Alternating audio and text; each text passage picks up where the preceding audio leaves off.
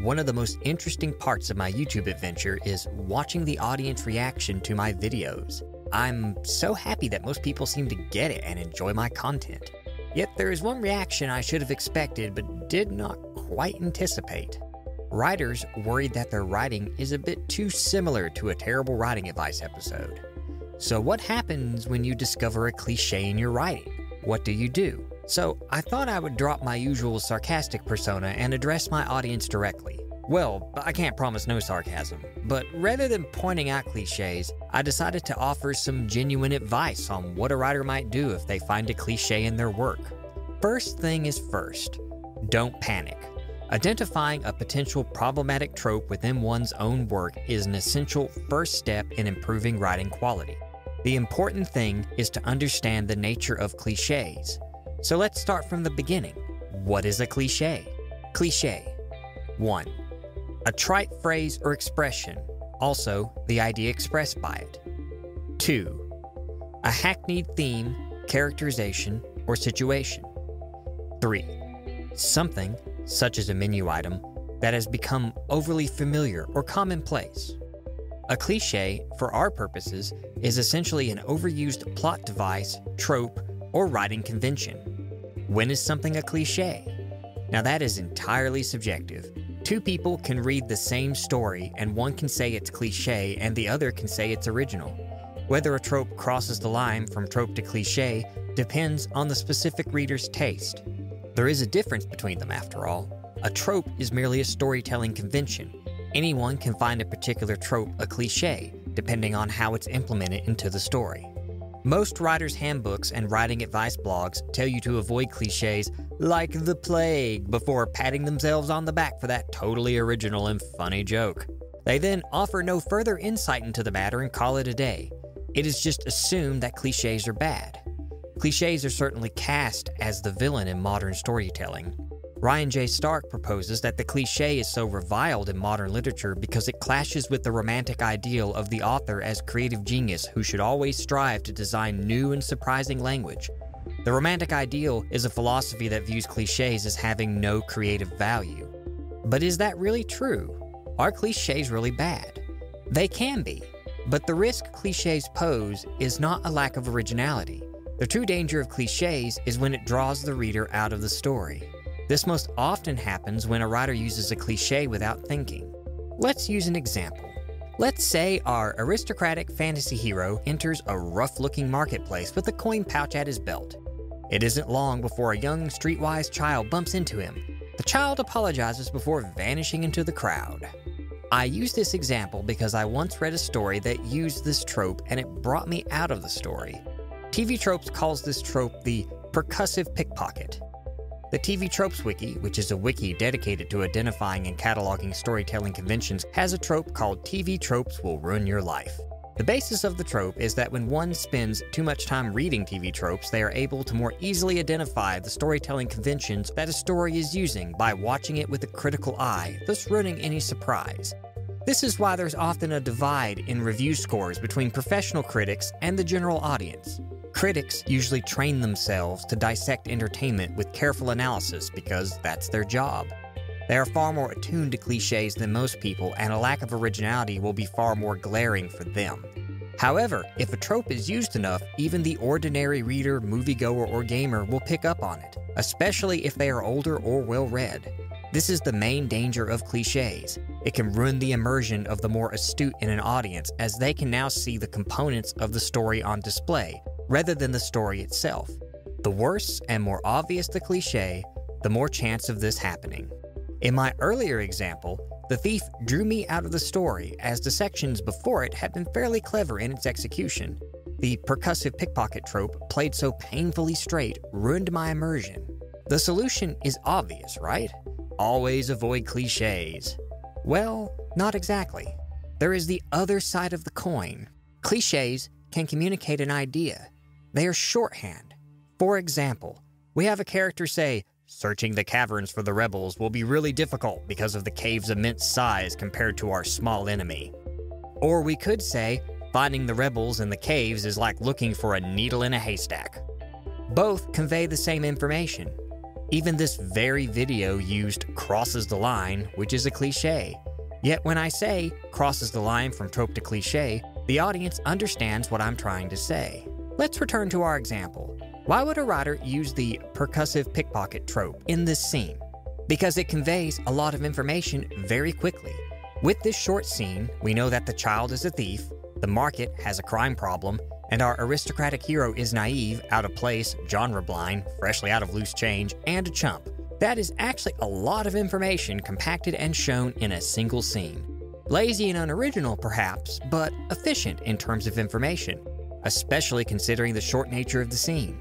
Is there a better way to write this scene? Yes, a lot of ways actually, but we will get to that. But it helps to first break down a scene into what it's trying to show us before trying to replace a cliché. Clichés are also fun. I often joke in my writers group that the easiest way to get compliments from me is to add a giant robot monster, cyborg, or some other hokey sci-fi or fantasy thing. I tend to like a certain amount of cheese in the media I consume. Clichés also sell. Some publishing houses have literal formulas they use that their writers are required to follow. This is often the case for romance novels. If it sells, why change it? This can be dangerous, though. Trends do not last forever. Eventually, audiences tired of the latest fad and move on. So what exactly is my point in all of this? If there's one thing I hope writers take away from this video, it's this. Clichés are not good. Clichés are not bad. Clichés simply are. I think it is a good idea for a writer to fall into the habit of looking at clichés from a dispassionate perspective, to see them as tools rather than as bad or wrong. One possible method I use for dealing with clichés can be broken down into 3 basic steps. Step 1. Identify the cliché or trope used. This can be done by either familiarizing oneself to the common clichés of the genre being written in, or pointed out by a beta reader or another member of a writing group or workshop. 2. Identify what the cliché is trying to communicate and how it relates to the goal of the scene the cliché is included in. It is not just what the cliché says, but a writer should also take into account the context of the scene. Every scene in a story must serve a purpose in the greater whole of the story, just as every trope should serve the greater purpose of the scene. Is the scene even needed? If yes, then proceed to step 3. 3. Decide if the cliché should be kept as is, subverted, or replaced with something that better communicates the intention of that part of the scene. Once the cliché is identified in the context of both the story and the scene, a writer should be able to make an informed decision on how to handle the identified cliché. Clichés are not a problem. They are an opportunity. Either an opportunity to strengthen one's writing with its removal, or as a way to use audience expectation to your advantage. As most have likely noticed, many of my dismissed pieces of advice I give in my terrible writing advice videos are often ways to tweak the cliché in a manner that can subvert audience expectation. A clever twist on an old cliché can really engage a reader, especially if done early in the story to set up both the story tone and audience expectation. Sometimes, all that is required is to show the logical outcome of a cliché. After all, one of the greatest tools in the writer's hand is the ability to look upon the mundane from a unique perspective. With that in mind, let's return to our pickpocket example and see if we can improve it. One way to improve this cliché is to draw attention to it and highlight it by having the aristocratic hero be aware of the genre conventions of the story. He could go to the market for the express purpose of getting robbed in hopes of meeting a plucky thief that the hero intends to recruit to his team. Instead of frustration, he could get excited after the thief bumps into him. This could work very well for a story with a lighter tone and even create an interesting character conflict as the hero tries to recruit the thief who would be weirded out by the hero's enthusiasm at being robbed. This revision puts both the thief and the hero on equal footing and can be used to characterize both. Another way to rewrite the scene is to subvert expectations by having the thief bump into the hero, but then the hero checks and finds his coin pouch is still there. Both the hero and the audience is set at ease knowing that it was an innocent run-in only to have the guards confront the hero and accuse him of stealing. It turns out that the thief planted stolen goods on the hero so he could act as a decoy. This could also work because it generates a new conflict for the hero to resolve, as he has to talk or fight his way out of this confrontation. It also sets up a much more personal future conflict with the thief, as the hero will not likely forget about how the thief set him up. This revision puts the hero as the focus of the scene and gives the audience an opportunity to see how the hero resolves confrontation with authority figures. Another interesting subversion would be to have the thief bump into the hero and steal his coins before revealing his theft to the hero and returning the coins willingly. The thief could then chastise the hero for his foolish genre blindness before offering to guide the hero through the crime-ridden market, for a nominal fee, of course. This does a number of things. Not only does it subvert audience expectations, but it also establishes the thief's keen, streetwise instincts and entrepreneurial ambition while also having him immediately form a working relationship with the hero. This revision puts the thief as the focus of the scene, and can work much better than the original if the story's intention is to have the thief join the hero's team. This scene now serves as a solid introduction to the thief's core character traits and abilities.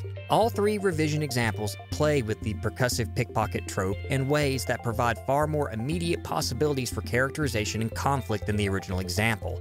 All three would not be possible if the cliché was avoided completely. So for the aspiring writers in the audience, the next time you're watching terrible writing advice and find that a cliché brought up in the video matches something you wrote, don't panic. What you have is an opportunity. I believe that there is no correct way to write. There are a lot of rules and conventions, but a writer defines what they want to get out of their writing. Don't get too hung up on anything I or any other writer says. Write the stories you want to write. Don't let fear of clichés discourage you or stop you from writing.